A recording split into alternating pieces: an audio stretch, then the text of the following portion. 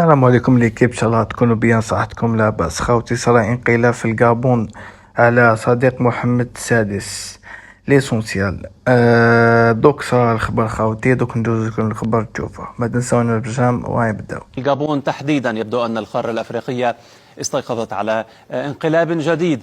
ضباط في الكابون يعلنون، وكبار الضباط هناك تحديدا في الجيش الكابوني يظهرون على قناة كابون 24. وفي هذا الفيديو الذي نتابعه بعد قليل بالترجمة باللغة العربية على شاشة الحدث، أعلن فيه الضباط استيلائهم على السلطة في الكابون.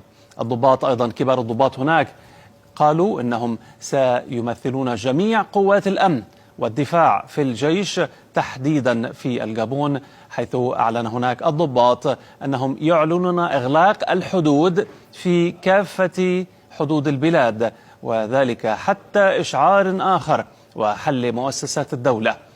هذه هضرة شابة إفريقيا يبدأ تحرر من استعمار تاع فرنسا هادوك. أيضا الضباط الذين بثوا هذا الفيديو الذي سنتابعه بعد قليل على شاشة الحدث قالوا في أنهم أعلنوا أيضا في هذا الفيديو تحديدا إعلان إنهاء النظام القائم. جاء هذا بعد إعلان من مركز الانتخابات الحكومية أن رئيس الكابون علي بونغو قد فاز بفترة ثالثة في الانتخابات، وهم بدورهم أعلنوا عدم رضاهم عن هذه النتائج وأعلنوا استيلائهم على السلطة. المصالح تاع المروك باي باي، الدار اللي شراها محمد السادس ب250 مليون دولار باي باي، المشاريع اللي دايرهم تما باي باي. إذا مشاهدينا نتابع وإياكم هذه التطورات المتسارعة في الكابون تحديدا. سنتابع الآن هذا الفيديو لكبار قادة الجيش في الكابون يعلنون فيه الانقلاب على السلطة.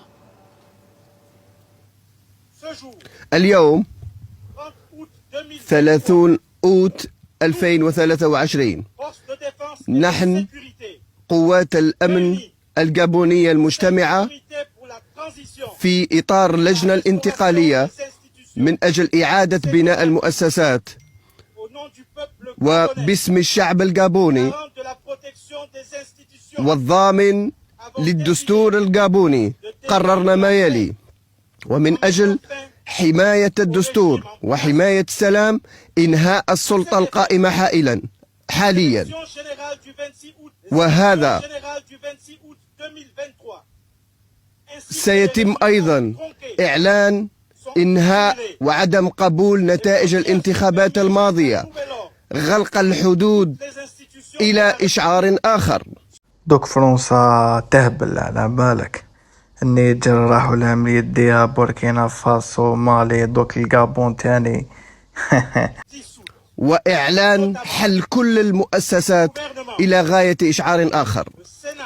الحكومة، مجلس الأمة، البرلمان، كل المؤسسات الرسمية سيتم حلها ابتداء من الآن. ندعو الشعب الكابوني والدول الصديقة وممثليهم المتواجدون بالكابون إلى البقاء في حالة هدوء،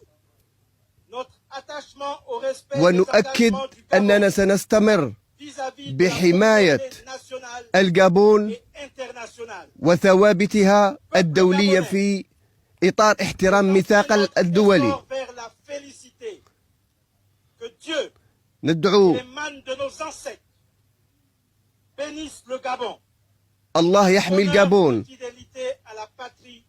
مول الخبر هذا راه يصراو بزاف عفايس خوتي، هاوكش ما يكون جديد ولا راني ندير لكم فيديو نعلمكم واش كاين. ما تنساوناش بجام كومونتير.